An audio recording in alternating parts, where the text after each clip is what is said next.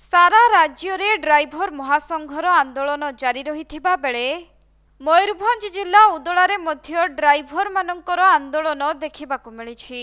सेहिपरि उदलारे driver महासंघर आंदोलन को समर्थन करिसेंती पूर्वतन बीजेडी विधायक श्रीनाथ सोरेन। विरोध दल कथा नुहे गोटे जेन्युइन डिमांड जेहेतु अच्छी ड्राइवर महासंघर गोटे सारा ओडिशार समस्या एवं जो डिमांड से माने सरकार पाखे उपस्थापन करिसेंती गोटे जेन्युइन डिमांड जनरल पब्लिक में से बेनिफिट हेबे। आउ जो डिमांड से माने रखिसेंती जे पुलिस विभाग को गाड़ी कागजपत्र चेकिंग न दबा पाई तार स्वतंत्र डिपार्टमेंट रही रोड एंड ट्रांसपोर्ट डिपार्टमेंट से डिपार्टमेंट वाला न चेकिंग करी पुलिस जो डिपार्टमेंट में चेकिंग कर कागजपत्र से ड्राइवर मैंने समस्या निश्चय फिल कर सरकार को अनुरोध कर विभिन्न दाबी से मैंने रखिंट 7टा दाबी से दाबी मु अनुमान करुच्ची राज्य सरकार जे टंका पैसा खर्च हम से भली किसी अव्यवस्था नहीं। जो डिमांड से मैंने 7टा डिमांड रखिंट जेन्युइन डिमांड तेणु 2 दिन है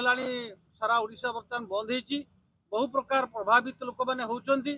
बहु जगार गतकाली खबर दौला परीक्षा दबारे पिला माने वंचित होती अनेक रोगी डाक्तरखाना जीवारे समस्या होती एभली जदि कंटिन्यू 2-4 दिन रहिबो ताल सारा ओडिशा बंद हो तेणु मु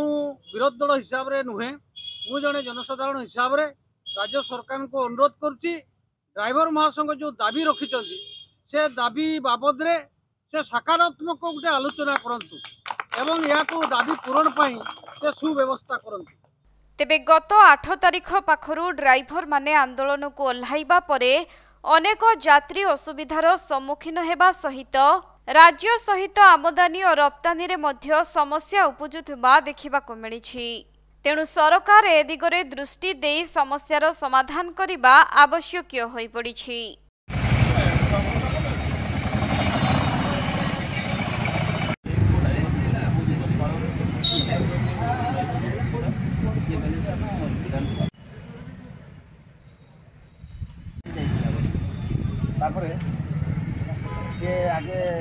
मयूरभंज जिला उदलारू बसंत बेहेरांको रिपोर्ट कोणार्क लाइव।